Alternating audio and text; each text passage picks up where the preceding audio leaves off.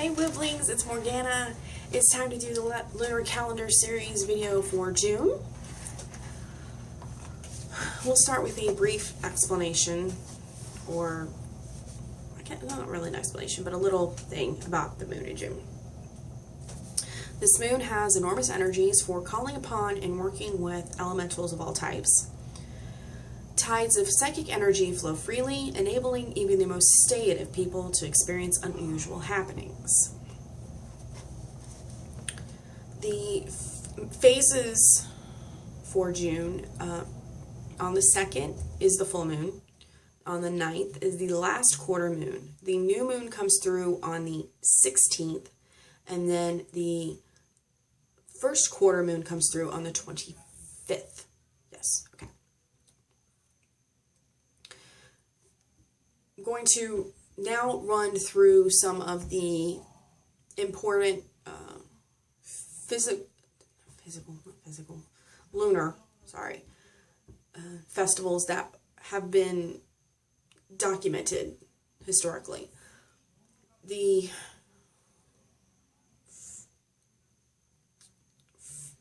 full moon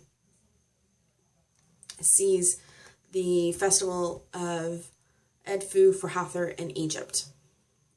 And that's a festival that actually takes place starting in the new moon,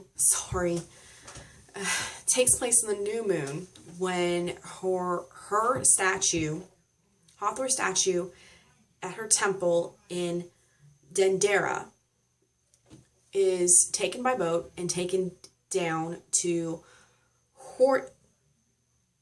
Horus's temple down in Edfu. So her statue departs on the new moon. It arrives on the full moon in Edfu and then is placed in Horus's temple. They're placed together. And this is there's a festival held to celebrate the union between the two deities. This was a time of great festivities and very likely human marriages. It's considered to be a period of very good luck. On the 1st or 2nd in Rome was the day of Karna. And Karna was the goddess of physical survival, doors, and locks. On the 2nd, also in Babylon, was the Shapatu, Shapatu, and that's a Sabbath for Ishtar.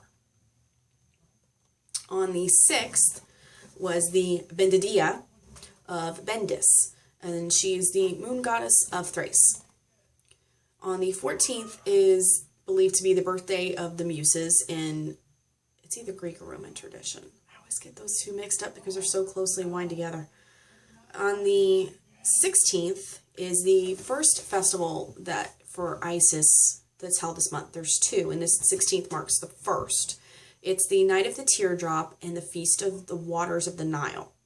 This festival celebrates Isis and her sorrows and grieving over Osiris.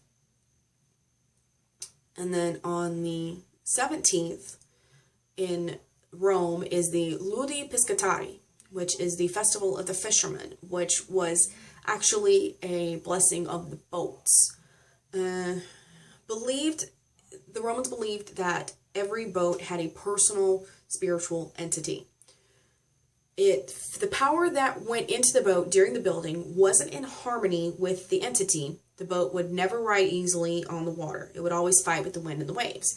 So they would hold this festival to harmonize the energy in the vessel. So it would be lively, willing, and enduring, which is what you want with your boat when you're a fisherman. On the 21st is the summer solstice for the northern hemisphere, the winter solstice for the southern hemisphere. And in the northern hemisphere in England, it is a day of Caradwyn and her cauldron.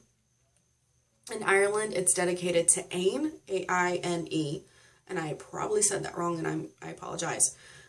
And in Northern Europe, it is considered to be the Day of the Green Man. On the 24th, it is the second festival for Isis held in June. This is the burning of the lamps at Sais. S-A-I-S. I'm probably saying, I know I'm probably saying that wrong. It might be Sias or something like that, probably. Okay, this festival took place in Isis's temple in Sais. I'm just going to keep saying Sais. There was an underground chapel underneath the temple, and there was a wooden coffin for Osiris there. So her priestesses and her priests and all her initiates would go down into this underground chamber, and they would make a procession around the coffin carrying lamps. Egyptians said it was the light of the moon that Isis called to bring Osiris back to life. So this is like a way for them to kind of like honor the energy from that time of the year for what Isis used to bring Osiris back. And it's also thought, I think they also believe that when he died, that he went to the moon, or was pulled into the moon. I could be wrong there. It's been a long time since I've read that one. On the 25th in India, it's the Tej, T-E-E-J. It's a festival for women and girls in praise of Parvati. And then on the 27th in Greece, you have the Artophia, which is Aretophria. And this was a nymph festival where they honored the maiden and the Amazon goddess. And now we're going to get into the correspondences for this month, or for June. It's still May. Your nature spirits would be the sylphs and the zephyrs. Your herbs would be the skullcap, meadowsweet, vervain, tansy, doggrass, parsley, and the mosses. Your colors would be orange or green and gold, or golden green. Sorry, golden green. Your flowers would be the lavender, orchid, and the yarrow. The scents would be lily of the valley and lavender. Your stones could be topaz, agate, alexandrite, or fluorite. Your trees would be the oak.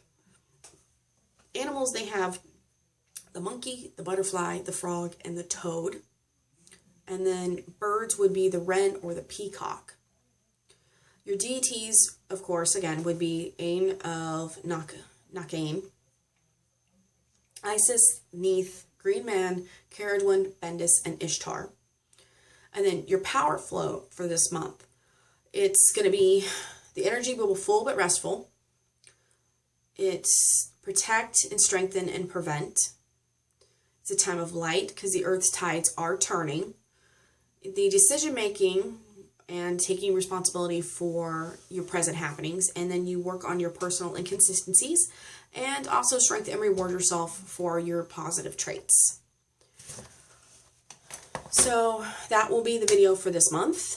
I will see you guys again next time, and if you have any questions or comments, please feel free to leave them down below in the comments or contact me on Facebook or wherever.